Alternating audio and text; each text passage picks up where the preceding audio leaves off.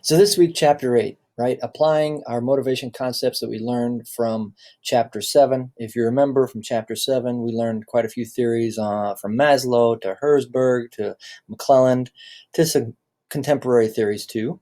And so now we're going to try to put those into practice. We all get motivated in different ways.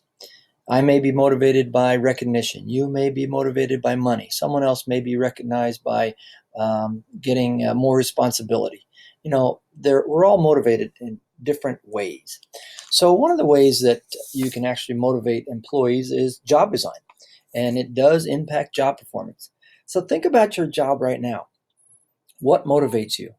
What keeps you up, getting up early to go to your job? What do you like about your job? Well, it could be that you have many different skills, many different activities that you do throughout the day. So many people enjoy, doing different types of things, doing a variety of work. Or it could be that you take a task from start to finish. And it's interesting to look at task identity because there have been some auto manufacturers that have done this in the past where they've set up teams that complete a car from start to finish. So they actually see the finished product at the end and what it's like. So they have some buy-in. Possibly autonomy. You could be motivated, or someone else could be motivated by autonomy and independence. And as we move up the scale, move up in job experience, we get more independence, and that could motivate someone.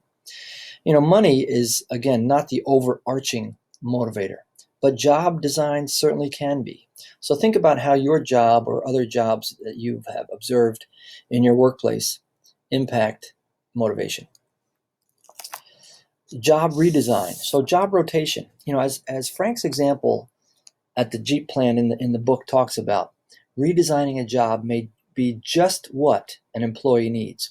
So job rotation is basically periodically shifting tasks from different employees.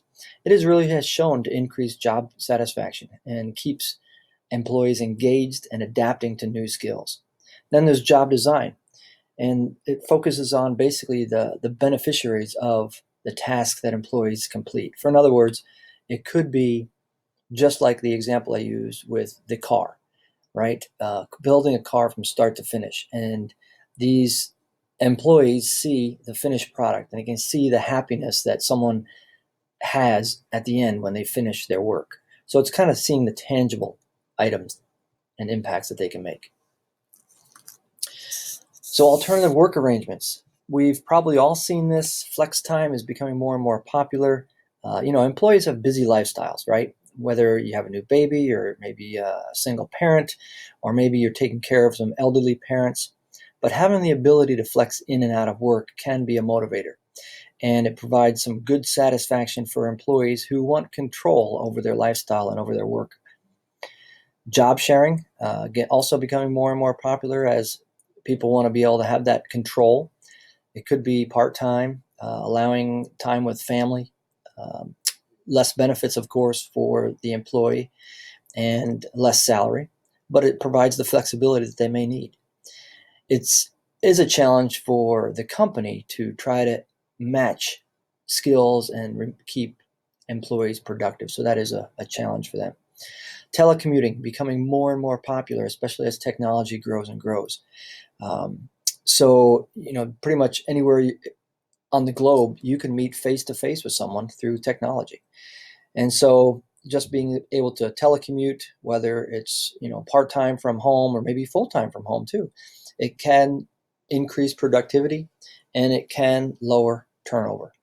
Some disadvantages, of course, is lower collaboration possibly, and, depending on the person, potentially less productivity. Involvement. Programs or processes that engage the employee. If they have control over their environment, if they have control over their work lives, if they have more control, they feel more satisfied and they become more productive. We've all heard this statement of, hey, let's get buy-in. Let's get them to buy in, right? So that's what these type of programs do. It could be with participative management, where there's joint decision-making between the subordinates and the supervisor. Or it could be representation, right? We think of unions when that happens, but also it can be non-unions. and just representation on a work council or possibly a board. There's a good example of this from Volkswagen in the book, where employees participate in discussions about their work rules, about business plans, about work safety, and those type of things. So rewards. We all want to be rewarded for our work. As I mentioned, pay is not the only factor that drives job satisfaction or motivation. But upwards of 40 to 70% of employees, think that rewards are important and money is important. So there are some ways to motivate employees differently. Again, we all are motivated differently in different ways. It could be used through the piece rate system.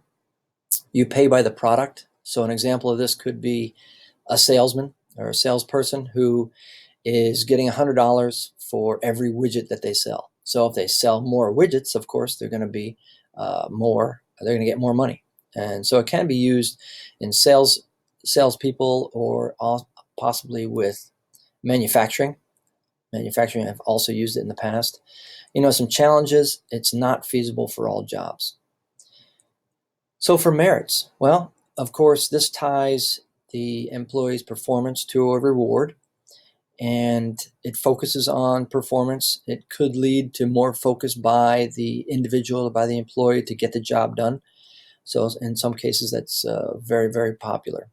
Bonuses becoming more popular also, not just among management, but of course among employees also. It allows the individual to be recognized who have gone above and beyond their duties. It can promote increased performance. It does allow for flexible financing with the organization. And because if the organization finds that they're having financial problems, then the bonuses can be cut. But it does provide some good motivation for employees. Other factors, let's see, flexible programs. Basically, it gives depending on the employee's lifestyle, it gives the employee the ability to choose their compensation package. So that's becoming something that more prevalent now. You can choose, your health program, whether you have a family, whether you're single, whether you have other lifestyle issues you need to address. So you can certainly have flexible programs where you choose. Intrinsic rewards. Don't forget the small stuff. I can't tell you how critical this is. Whether it's just a small thank you card, or a cup of coffee that you buy your employees, or employee of the month, a parking space for a week, give them a few hours off during the day if they've already just been slammed with customers or something all day, praise them in public.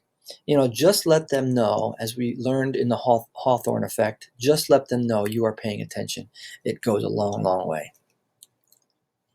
And here's some ways to take a look at this. Again, different factors motivate different people. You need to understand this. I think it's really a key for you as you move into the manager role.